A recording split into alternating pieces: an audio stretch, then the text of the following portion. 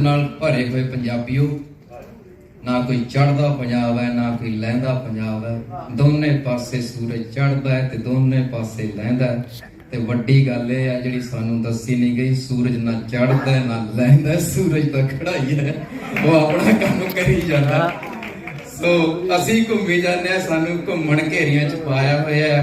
पर जिन्हां ने वंडियां पाईयां, ਜਿਹੜੇ ਵੀਜ਼ੇ ਘੱਟ ਦਿੰਦੇ ਆ ਚਾਹੇ ਵੱਧ ਦਿੰਦੇ ਆ, ਉਹਨਾਂ ਨੂੰ ਤਾਂ ਅੱਜ ਅਸੀਂ ਇਸੇ ਮੰਚ ਤੋਂ ਇਹੀ ਕਹਾਂਗੇ ਕਿ ਆ ਲਓ, ਅਸੀਂ ਤਾਂ ਖੜੇ ਹਾਂ।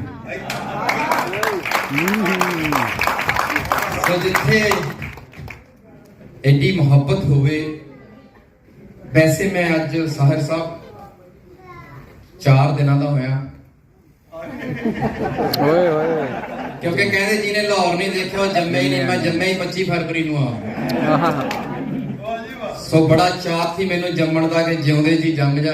ਮੇਰਾ ਬਾਪੂ ਤਾਂ ਨਹੀਂ ਜੰਮ ਸਕਿਆ, ਉਹ ਚਲਿਆ ਗਿਆ ਦੁਨੀਆ ਤੋਂ। ਉਹਦੀ ਲਾਹੌਰ ਦੇਖਣ ਦੀ ਬੜੀ ਤਮੰਨਾ ਸੀ ਪਾਪਾ ਦੀ, ਪਰ ਲਾਹੌਰ ਇਹ ਮੈਂ ਬਦਲਾ ਹੀ ਲਿਆ। ਬਸ ਇਸ ਤੋਂ ਬਾਅਦ ਰੁਕ ਜਾਣਾ ਮੈਂ ਇੱਥੇ।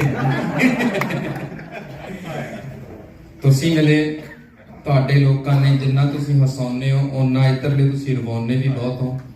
ਔਰ ਮੈਨੂੰ ਸ਼ਹਿਰ ਦੇਖ ਦੇਖ ਕੇ ਕਿਤਾਬਾਂ ਵਿੱਚ ਨਾ ਪੜ੍ਹੇ ਸੀ, ਕਿਤਾਬਾਂ ਵਰਗੇ ਮਿੱਤਰ ਮਿਲੇ ਨੇ, ਐਡੇ ਅਦਬੀ ਲੋਕ ਨੇ ਸਾਰੇ, ਜਿਨ੍ਹਾਂ ਨੂੰ ਅਸੀਂ ਪੜ੍ਹਦੇ ਹਾਂ, ਸੁਣਦੇ ਹਾਂ, ਜਿਨ੍ਹਾਂ ਦੀਆਂ ਰੀਸਾਂ ਕਰ ਕਰ ਨਕਲਾਂ ਕਰ ਕਰਕੇ ਅਸੀਂ ਲਿਖਣਾ ਸਿੱਖਦੇ ਹਾਂ। ਤੁਸੀਂ ਸਾਡੇ ਸਾਹਮਣੇ ਬਾਬਾ ਨਜ਼ਮੀ ਜੀ ਬੈਠੇ ਹੋ। ਸਾਡਾ ਜੀ ਕਰਦਾ ਕਿ ਸਾਡੀਆਂ ਕੁੜੀਆਂ ਦੇ ਵਿੱਚ ਤਾਹਿਰਾ ਸਰਾਹ ਹੋਵੇ। ਤੁਸੀਂ ਸਾਹਮਣੇ ਬੈਠੇ ਹੋ, ਐਡੇ ਅਦਬੀ ਲੋਕ। ਰੰਗ ਜੀ ਜਿਹੜਾ ਨਾਮ ਮੈਨੂੰ ਕਦੇ ਨਹੀਂ ਵਧੀਆ ਲੱਗਦਾ ਸੀ, ਜਦੋਂ ਤੋਂ ਤੁਹਾਨੂੰ ਜਾਣਦਾ ਤੁਹਾਡੇ ਕਰਕੇ ਉਹ ਨਾਮ ਵਧੀਆ ਲੱਗਦਾ।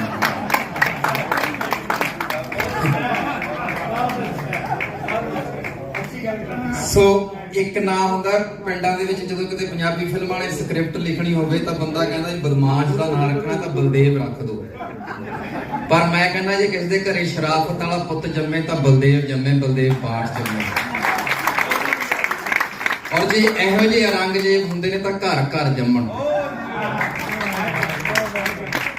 ਤੁਹਾਡੇ ਨਾਲ ਕਦੇ ਕੰਮ ਕਰੀਏ, ਸਕਰੀਨ ਸਾਂਝੀ ਕਰੀਏ, ਸਾਡੇ ਲਈ ਖੁਸ਼ੀ ਦੀ ਗੱਲ ਹੋਊਗੀ। ਸਾਨੂੰ ਲੱਗੂਗਾ ਐਕਟਿੰਗ ਦੀ ਗੁੜਤੀ ਮਿਲ ਗਈ ਹੈ ਸਾਨੂੰ, ਬਹੁਤ ਚੰਗਾ ਲੱਗ ਰਿਹਾ ਹੈ।